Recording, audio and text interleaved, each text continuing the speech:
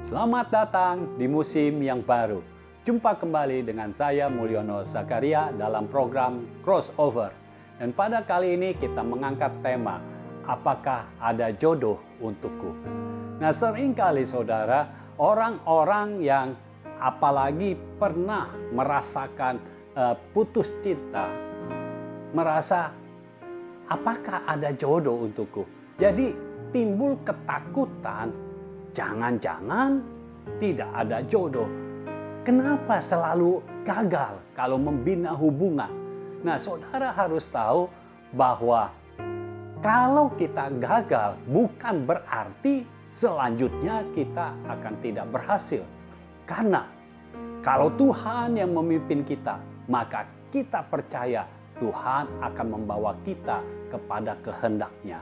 Itu sebabnya saat ini saya ingin memberikan tips and tricks kepada saudara yang merasa takut tidak memiliki jodoh. Ya, yang pertama, saudara harus tahu, ini sudah rahasia umum. Jodoh ada di tangan Tuhan. Kalau tahu jodoh ada di tangan Tuhan, ya berarti berikan ruang seluas-luasnya untuk Tuhan bekerja. Kalau misalnya tidak jadi dengan seseorang yang kita sukai, terjadi putus, ya tidak jadi, artinya Tuhan sedang mempersiapkan seseorang yang jauh lebih baik daripada orang itu. Jadi saudara jangan takut. Kalau jodoh ada di dalam tangan Tuhan, artinya Tuhan sendiri yang mengendalikannya. Lalu yang kedua, jangan takut tidak mendapatkan jodoh. Ketakutan bukan berasal dari Tuhan. Itu sebabnya ketakutan harus ditaklukkan. Jangan takut, jangan ada perasaan takut sama sekali. Jangan takut karena Tuhan menyediakan untuk saudara. Apalagi saudara orang benarnya Tuhan. Pasti Tuhan menyediakan yang terbaik. Mungkin saudara berpikir, ya, tapi kan di Alkitab ada yang tidak menikah. Paulus tidak menikah. Ya, tapi yang kita tahu hanya satu Paulus yang tidak menikah. Sedangkan yang lainnya menikah. Jadi secara khusus Tuhan bisa bekerja kepada hidup seseorang sehingga dia tidak punya keinginan untuk menikah. Tapi hidupnya diberikan sepenuhnya untuk Kristus, untuk Tuhan. Sama seperti Paulus, seluruh hidupnya dipersembahkan untuk Tuhan. Jadi saudara jangan takut tidak mendapatkan jodoh, karena kalau saudara tidak seperti Rasul Paulus, artinya Tuhan menyediakan. Lalu kita harus tahu kenapa mendapatkan jodoh kok sepertinya sulit. Karena jodoh kita harus merupakan teman sekutu dan seperjanjian. Tidak sembarangan. Kita tidak asal melihat lawan jenis yang dilihatnya enak lalu kita langsung inilah jodohku. Belum tentu. Ini harus diuji apakah ini bisa jadi teman sekutu dan seperjanjian. Artinya saudara harus punya perjanjian yang sama. Saudara punya perjanjian dengan Tuhan. Saudara harus memiliki pasangan yang punya perjanjian juga dengan Tuhan. Kalau pasanganmu tidak memiliki perjanjian, artinya engkau tidak menjadi kuat. Engkau lemah. Tetapi kalau dua-duanya punya perjanjian, artinya akan menjadi lebih kuat dan lebih diberkati. Lalu yang keempat, jodoh kita adalah teman pewaris dari kasih karunia. Kita tahu bahwa sebagai anak kita punya hak waris. Nah, kalau kita punya hak waris, ya jodoh kita adalah yang teman yang seperjuangan itu, yang seperjanjian, yang teman sekutu kita, maka kita akan menerima warisan yang 2 kali lipat lebih besar daripada kalau kita hidup sendiri. Kita memiliki hak waris dari kasih karunia yang telah diberikan Tuhan kepada kita. Lalu selanjutnya saudara, yang kelima, saudara minta pimpinan Roh Kudus. Supaya saudara bisa dipimpin oleh Roh Kudus, mau tidak mau saudara harus menerima pencurahan Roh Kudus, saudara menerima pemenuhan Roh Kudus sehingga saudara bisa dipenuhi, saudara bisa dipimpin dan dikuasai oleh Roh Kudus, dan saudara bisa bertemu dengan orang yang tepat di waktu yang tepat dan di tempat yang tepat. Lalu yang terakhir, bawa di dalam doa, karena doa punya kuasa yang tidak terbatas. Demikian tips and tricks dari saya, dan saya berharap setelah ini saudara tidak takut lagi untuk tidak menemukan jodoh, karena Tuhan akan menyediakan kalau saudara benar-benar harus memiliki pasangan di dunia ini. Tuhan memberkati apa yang saudara lakukan. See you at the next level. Selamat datang di program Crossover to the Next Level. Berjumpa lagi dengan saya, Elsen Triputra. Pada hari ini kita berada pada episode Apakah Ada Jodoh Untukku. Bersama saya telah hadir Pendeta Mulyono Zakaria, dan kita langsung saja simak talk show berikut ini. Selamat datang Bang Mul di program Crossover. Ya. Apa kabarnya hari ini? Baik-baik selalu.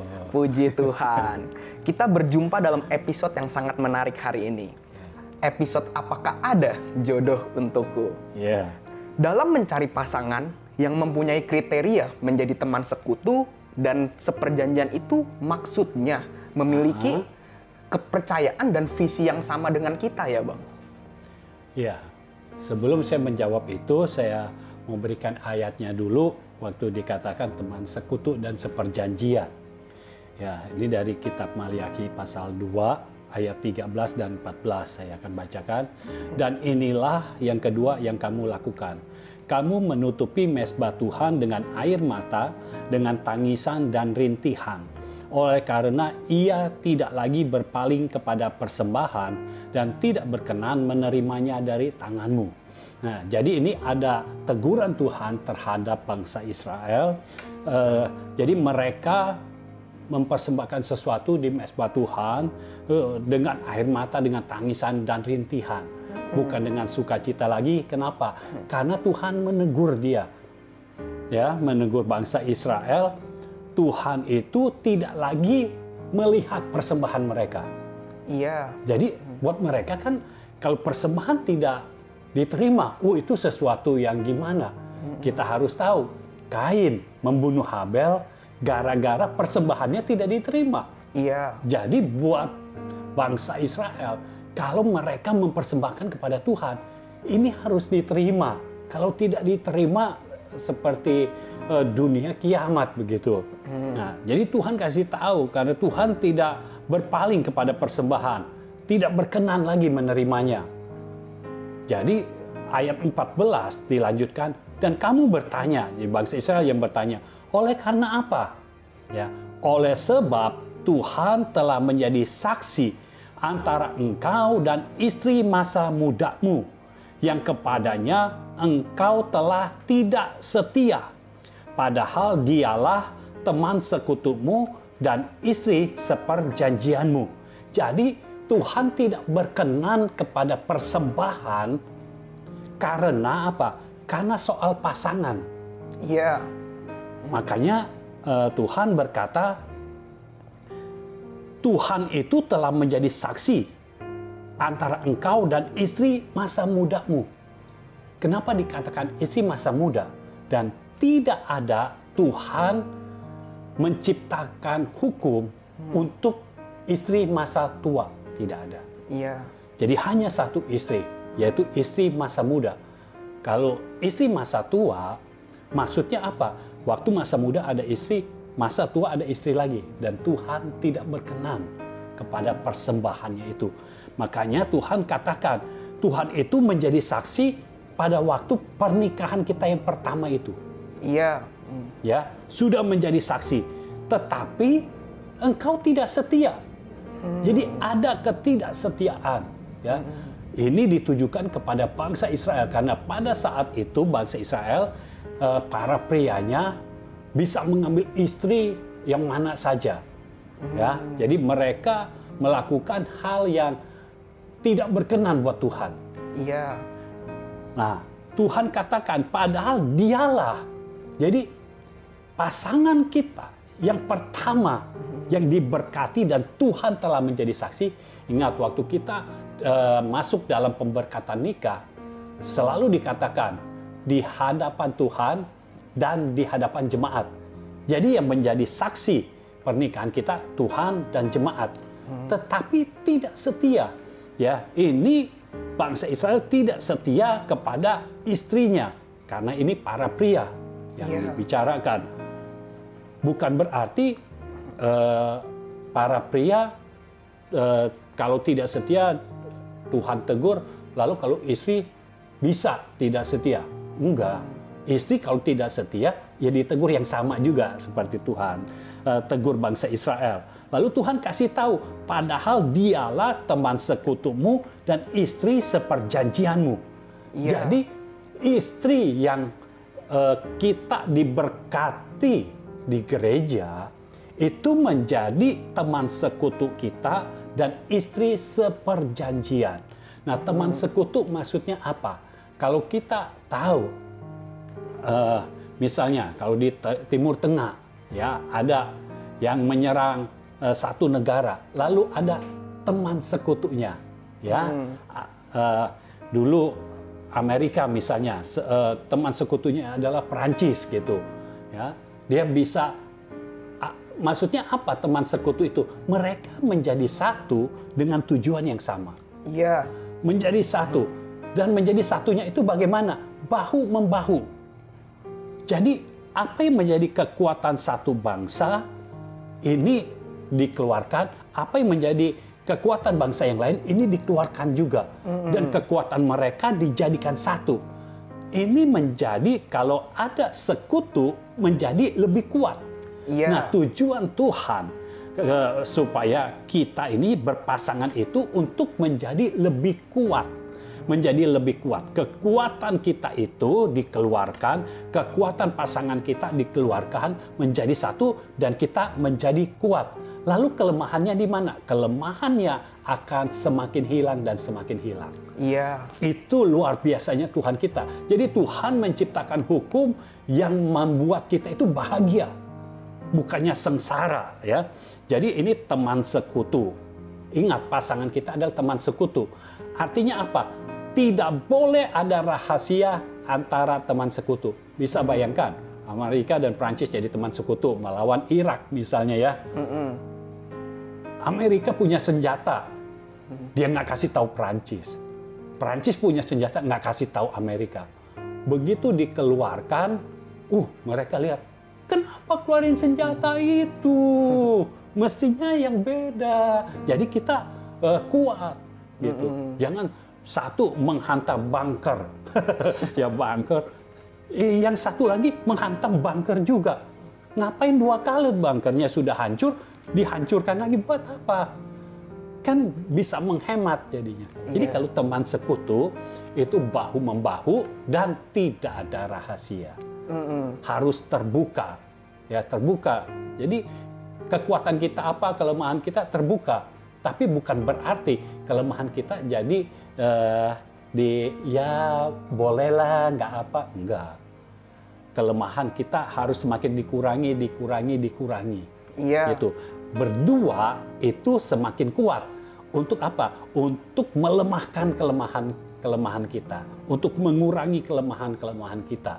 Nah, itu menjadi teman sekutu. Tujuan Tuhan kita berpasangan itu seperti itu. Lalu istri seperjanjian. Jadi punya istri yang punya janji yang sama. Ingat, antara kita dan Tuhan itu kita hidup dalam perjanjian. Iya. Ada kontrak perjanjian, ya, antara kita dan Tuhan. Sehingga ketika kita terima Yesus, kita menerima janji Tuhan. Kita menerima hak waris. Iya. Nah, bayangkan kalau kita punya hak waris, istri kita punya hak waris, dijadikan satu. Hak warisnya jadi double kan? Ya, pokoknya jadi ada dua. Entah siapa yang lebih besar, tapi pasti lebih besar daripada kalau sendiri. Iya. Jadi Tuhan tuh buat ini jadi luar biasa. Tetapi sekarang ada yang tidak setia. Begitu tidak setia, otomatis teman sekutunya hilang, istri seperjanjiannya hilang. Kenapa? Karena yang membuat pasangan kita menjadi teman sekutu dan menjadi seperjanjian, karena ada Tuhan di tengah-tengah. Ya, di tengah-tengah kita. Tuhan yang menjadi saksi, ada di tengah-tengah pasangan. Ada di tengah-tengah suami istri. Baru itu menjadi teman sekutu dan seperjanjian. Kalau Tuhannya tidak ada, ya tidak bisa menjadi teman sekutu lagi. Siapa yang mempersatukan? Iya. Karena Tuhan yang mempersatukan. Jadi seperti itu. Nah, kembali kepada pertanyaannya, apakah itu maksudnya memiliki kepercayaan dan visi yang sama? Kepercayaan otomatis harus sama. Karena harus saling percaya kan? Iya. Kalau kepercayaannya tidak sama, artinya apa yang dipercayai suami ada yang tidak dipercayai oleh istri. Itu kan nggak bisa jadi teman sekutu. Jadi kepercayaannya harus sama. Itu sebabnya kita maunya suami dan istri itu memiliki bapa rohani yang sama. Yes, supaya kalau ada sesuatu, ada terjadi sesuatu, bapa rohani ini sebagai pengayom bisa menyatukan kembali. Kalau ada hubungan yang retak bisa menyatukan kembali, ya. Dan apakah memiliki visi yang sama? Visi atau kita bilang destiny, ya. Tujuan Tuhan di dalam hidup mereka mungkin awalnya beda. Karena waktu masih single, masing-masing beda. Tetapi ketika disatukan harus dilebur. Iya. Dilebur, ya, entah menjadi satu visi yang baru, entah menjadi satu visi dengan suaminya atau satu visi dengan istrinya, tetapi harus dilebur. Iya. Atau dua-duanya kalau sama bisa dilebur. Pokoknya mesti ada visi yang berasal dari Tuhan.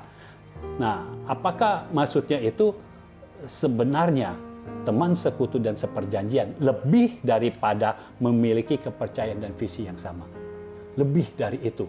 Karena kalau teman sekutu, isi seperjanjian, artinya ini memiliki pertama roh yang sama, Iya.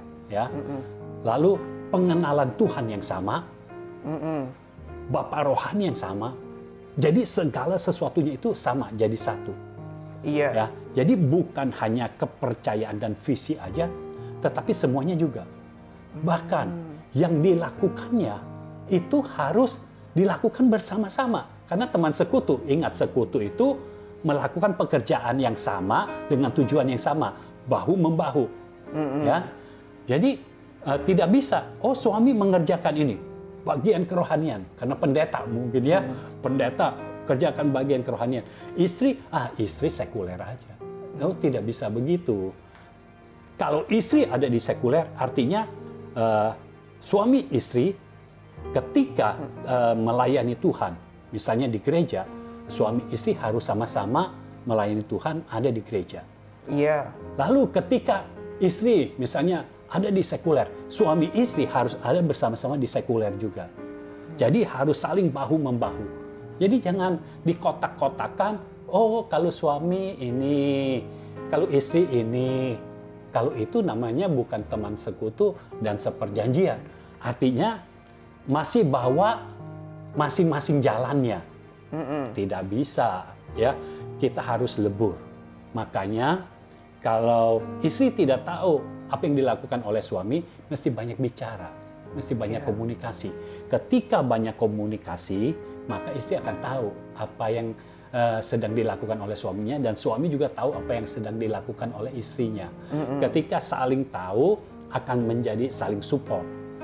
Yang repot itu kalau saling tidak mau tahu, supportnya jadi tidak ada. Iya. Ya, tapi kalau kita benar-benar pasangannya teman sekutu dan seperjanjian, akan saling bahu-membahu untuk mencapai tujuan yang sama. Iya. Dan pasti tujuannya adalah menyelesaikan agenda Tuhan di muka bumi ini. Yes. Ya. Berarti memang kalau mempunyai pasangan yang kriterianya menjadi teman sekutu dan seperjanjian, kita Iya. pasti lebih kuat ya, Bang? Iya, pasti lebih kuat. Tapi di zaman sekarang ini untuk mencari pasangan yang mempunyai kriteria teman sekutu dan teman seperjanjian ini, itu emangnya masih bisa, Bang? Dan itu kan sebenarnya sulit, gampang-gampang sulit. Nah, jadi gimana caranya supaya kita bisa menemukannya? Apakah itu masih possible, Bang? Ya, segala sesuatu adalah mungkin. Bagi Tuhan segala sesuatu adalah mungkin. Karena tidak ada yang mustahil buat Tuhan. Ya. Manusia aja yang merasa mustahil. Bagi Tuhan tidak ada yang mustahil. Ya. Dan seharusnya bagi orang percaya juga tidak ada yang mustahil. Kalau dikatakan, waduh pasangan yang begitu mah carinya susah. Ingat, sulit bukan berarti tidak bisa. Iya. Elisa minta kepada Elia. Elia tanya, apa yang engkau mau? Aku minta 2 porsi dari rohmu. 2 bagian dari rohmu. Elisa minta kapasitas roh yang lebih besar daripada Elia. Supaya Elisa memiliki kekayaan rohani yang lebih banyak lagi. Nah, Elia katakan, yang kau minta ini sulit. Tapi Elisa dapat nggak? Dapat. Iya. Padahal sulit. Tapi dapat. Nah, kalau sulit bukan berarti tidak bisa, tapi bisa. Nah, kalau kita lihat teman sekutu, teman seperjanjian, ini makin susah carinya. Iya. Ya, kita memang spesial. Ya, jadi ingat, sulit bukan berarti tidak bisa. Kalau kita hidup dipenuhi roh, dituntun oleh roh, dan dikuasai oleh roh, maka kita pasti bertemu dengan kriteria yang Tuhan mau. Iya. Dan ketika kita masuk dalam pernikahan, ini bukan menjadi lemah, tapi menjadi jauh lebih kuat lagi. Yes. Segala halangan yang tadinya tidak bisa dilakukan, sekarang bisa diterobos. Karena pernikahannya, di tengah-tengahnya ada Tuhan. Kan Iya. Tuhan yang menjadi saksi. Jadi, pasangan yang seperti itu pasti bisa kita temui, pasti Tuhan sendiri yang bisa mempertemukan kita. Ya, dengan orang yang kriterianya sama. Prinsipnya gini, kalau Tuhan sudah memberikan kriterianya, tidak mungkin tidak ada orangnya. Iya. Ya, kalau Tuhan sudah memberikan firman-Nya, tidak mungkin tidak ada orang yang bisa menggenapi firman itu. Pasti ada. Kalau firman-Nya sudah diturunkan, artinya akan ada penggenapan. Iya. Jadi nggak usah takut, kita pasti mendapatkan sesuai dengan kriteria yang Tuhan mau. Ya. Iya, Bang Mul. Itu kan artinya juga jodoh di tangan Tuhan. Dan Iya. kita kan artinya harus minta nih sama Tuhan. Iya. Nah, dalam hal ini bagaimana cara kita tuh berdoa minta jodoh sama Tuhan? Bukannya sebelum kita minta aja, Tuhan udah tahu apa yang kita butuhkan. Iya. Sangat benar sekali. Sebelum kita berdoa, Tuhan tahu apa yang kita butuhkan. Iya. Masalahnya kita yang nggak tahu apa yang kita butuhkan. Itu sebabnya kenapa kita perlu berdoa. Karena ketika kita berdoa, kita bukan memberitahu Tuhan. Justru kita mencari tahu isi hati Tuhan. Iya. Nah, orang suka terbalik. Mereka dia berdoa lalu memberitahu kepada Tuhan. Tuhan kan udah tahu sebelum berdoa. Makanya waktu berdoa, jangan beritahu Tuhan lagi, tapi cari tahu isi hati Tuhan. Iya. Beritahu kepada Tuhan, Tuhan, saya suka yang ini. Yang matanya jangan sipit-sipit ya Tuhan. Yang kulitnya begini, rambutnya jangan keriting. Ikal boleh Tuhan. Kita kasih kriteria yang kita mau. Dan biasanya kriteria yang kita mau semuanya tidak jauh dari fisik. Rambutnya lah, yang hidungnya mancung lah. Hidung mancung kalau lagi naik mobil senggol. Masuk ke dalam juga, jadi nggak mancung bagaimana? Iya. Ya, jadi jangan ini yang fisik, tapi cari tahu isi hati Tuhan. Tuhan maunya kita yang mana? Jadi kalau Tuhan beritahu, ketika Tuhan beritahu, nah kita jadi tahu, oh yang ini. Nah kita bisa cari tahu yang mana orangnya. Ketika kita bertemu dengan orangnya, ini yang luar biasa dari Tuhan. Mungkin kita tadinya tidak ada perasaan apa-apa, Iya. tapi Tuhan bisa taruh perasaan. Kita bisa mengasihi orang itu. Seandainya kita tidak punya perasaan apa-apa, Tuhan yang akan taruh perasaan itu di dalam hati kita. Sehingga kita bisa mencintai pasangan yang sesuai dengan kriteria Tuhan. Makanya jodohnya di tangan Tuhan. Iya. Tapi seringkali jodoh di tangan Tuhan cuma statement yang biasa dikatakan saja, jodoh di tangan Tuhan. Tapi prakteknya manusia menentukan sendiri. Kalau di tangan Tuhan, cari kriteria dari Tuhan dong. Iya. Ya? Kalau jodoh di tangan Tuhan, biarkan Tuhan yang intervensi. Kalau Tuhan intervensi, pasti terjadi. Yes. Kecuali kalau kita sudah ditentukan seperti Paulus yang tidak menikah. Ya Paulus ketemu siapa, nggak ada perasaan apa-apa. Gitu. Jadi dia hidup sendiri aja. Karena memang hidupnya didedikasikan untuk Tuhan.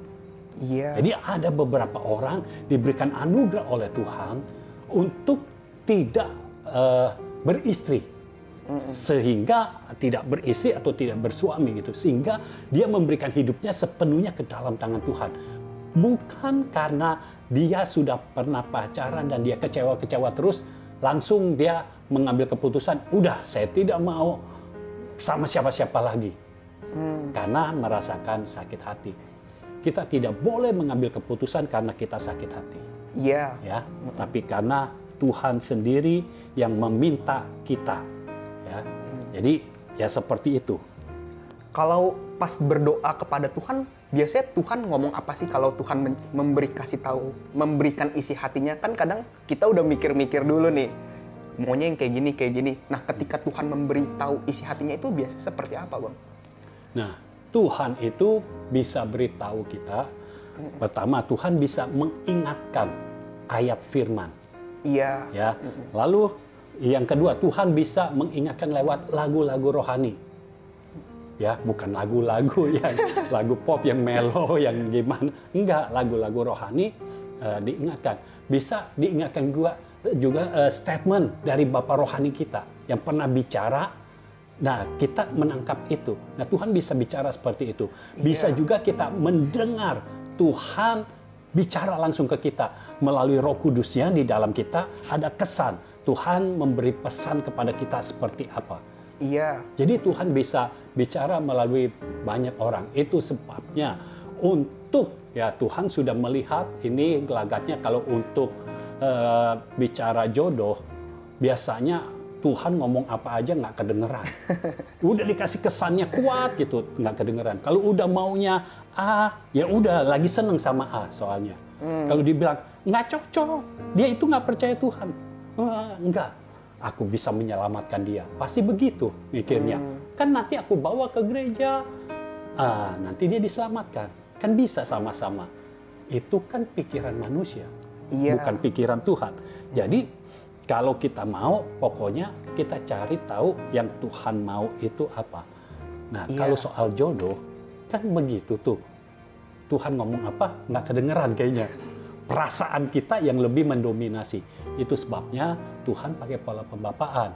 Supaya kita mendapatkan konfirmasi dari orang yang bisa dipercaya. Dan orang yang pasti mau supaya kita bahagia. Iya. Yaitu Bapa rohani. Yes. Ya. Pokoknya pertama orang tua kita udah pasti, karena orang tua harus setuju, ya. Jadi ada restu dari orang tua. Yang kedua adalah Bapa rohani. Iya. Kalau dua ini udah setuju, udah kita aman. Puji Tuhan. Ya. Iya. Nah, jadi dari sini kita tahu nih, berbicara untuk menemukan pasangan nggak usah perlu takut lagi. Ya. Tapi bagaimana jika ini sudah ada tekanan dari luar? Contohnya nih, kalau misalnya apalagi bagi wanita yang usianya sudah cukup dewasa, itu bagaimana cara menghadapinya, Bang? Sebenarnya cara menghadapinya santai-santai aja. Itu kan tergantung masalah pikiran kita. Ya, kalau kan seringkali orang itu iseng kan. Padahal kenal juga belum tentu kenal sampai deket banget. Tapi kalau kita sendirian, apalagi di tempat pesta pernikahan, kita sendirian, udah ditanya pasangannya mana gitu.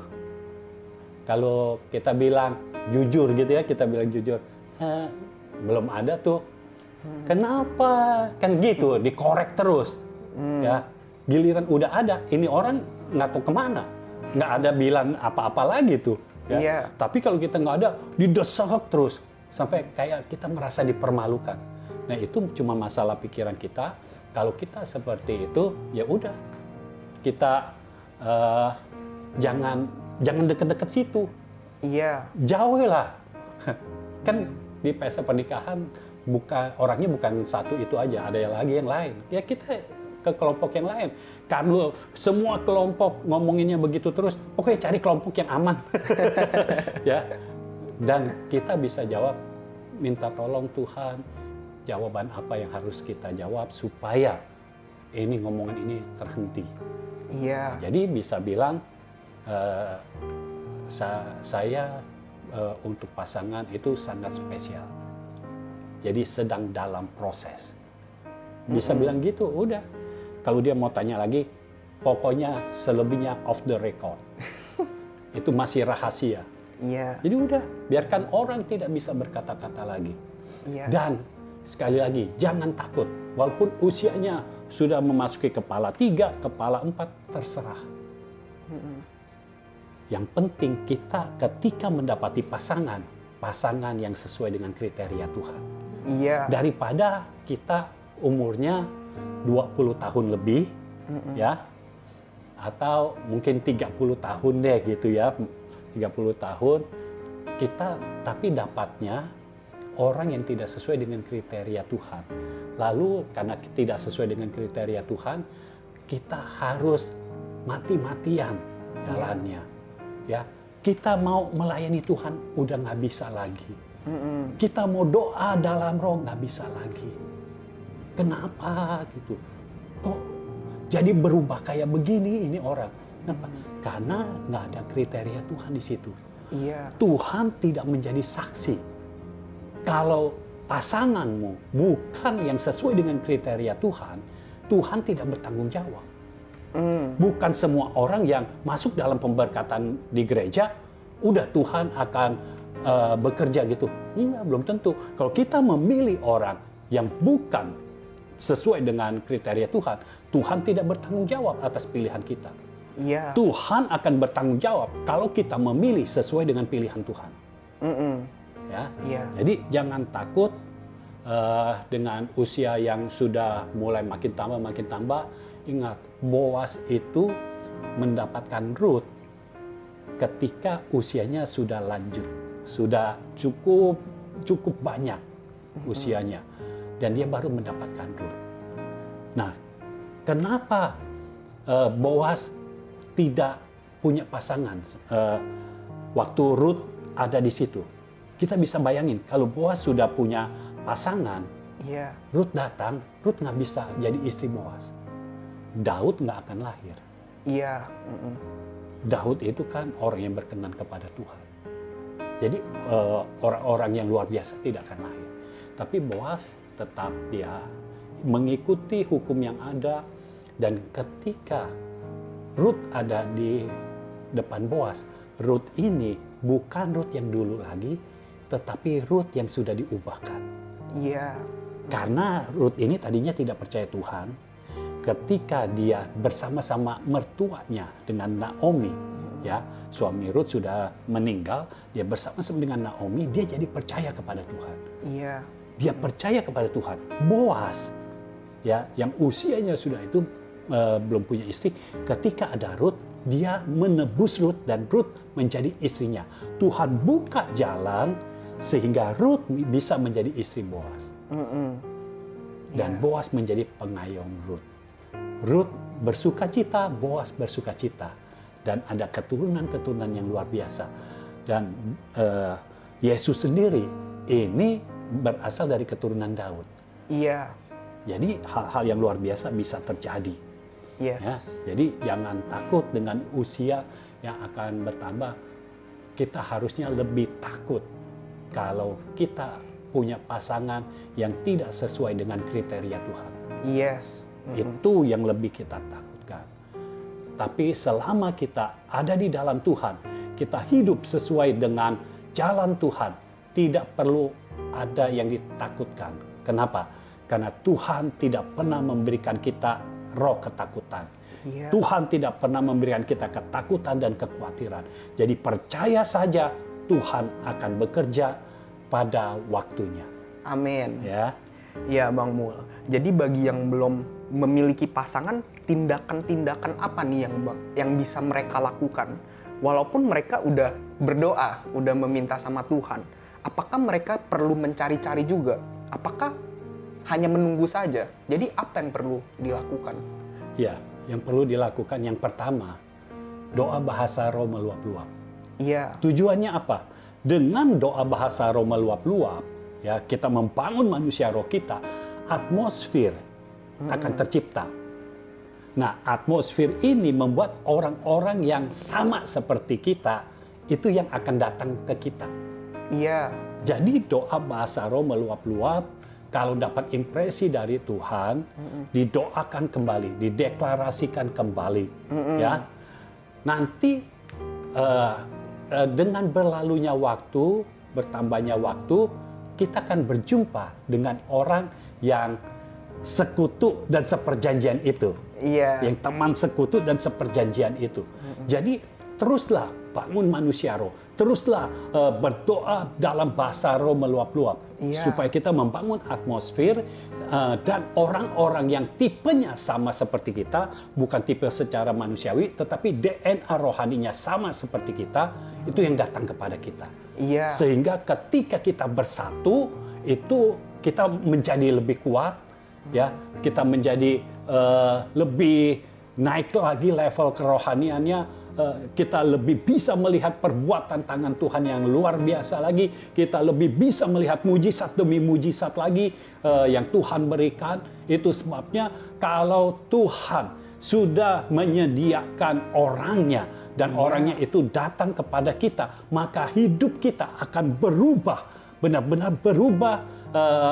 Dari yang tadinya kita tidak memiliki apa-apa, tiba-tiba kita bisa memiliki yang seharusnya kita miliki. Termasuk pelayanan yang tadinya tidak kita miliki, kita bisa diberikan. Nah, Tuhan bekerja di tengah-tengah kita. Itu sebabnya buat saudara-saudara yang melihat tayangan ini, jangan salah memilih pasangan. Ya, pasangan harus sesuai dengan kriteria yang Tuhan mau. Dan kalau engkau belum punya pasangan, tidak peduli berapapun usiamu, ya, yang penting kita mau suasana sorga ada di dalam hidup kita dan agenda sorga yang terjadi dalam hidup kita. Kita tidak mau menciptakan neraka di bumi. Kita mau menciptakan sorga di bumi. Itu sebabnya kita perlu pasangan yang satu DNA dengan kita, yang sama seperti kita, yang memiliki kepercayaan yang sama, yang memiliki destiny, memiliki pengenalan akan Tuhan yang sama, memiliki Bapa rohani yang sama. Supaya apa? Supaya kita semakin kuat dan semakin kuat. Dan jangan takut, jangan pernah takut. Kalau kita tetap di dalam jalan Tuhan, Tuhan sendiri yang akan membuka jalan. Amin. Tuhan pernah melakukannya terhadap Adam. Adam tidak memiliki pasangan dan tidak ada satu orang pun yang layak menjadi pasangan Adam pada saat itu. Tidak satu hewan pun yang layak menjadi pasangan Adam pada saat itu. Tetapi Tuhan bisa membuat Adam tertidur dan ketika bangun langsung ada Hawa. Teman sekutu dan seperjanjian. Jadi kalau Tuhan sudah berfirman, itu sebabnya ketika engkau berdoa, engkau terima impresi dari Tuhan, deklarasikan itu sampai pikiranmu menerima firman Tuhan. Kalau firman sudah ada di dalam hidupmu, hanya tinggal masalah waktu, akan segera direalisasikan. Hanya tinggal masalah waktu. Tuhan berkehendak Adam memiliki pasangan. Begitu Adam bangun, Hawa sudah ada. Adam bahkan tidak mencari-cari lagi. Hawanya sudah ada. Apakah kita perlu mencari? Kita tidak boleh membatasi diri. Kalau Tuhan sudah menyediakan orangnya, ya kita tidak bisa. Kita hanya tinggal di rumah saja, kita tidak bersosialisasi, ya repot saudara. Kalau Tuhan sudah menyediakan, saudara tidak bersosialisasi, saudara tidak akan menikah dengan diri saudara sendiri. Jadi perlu ada orang lain. Artinya saudara perlu sosialisasi.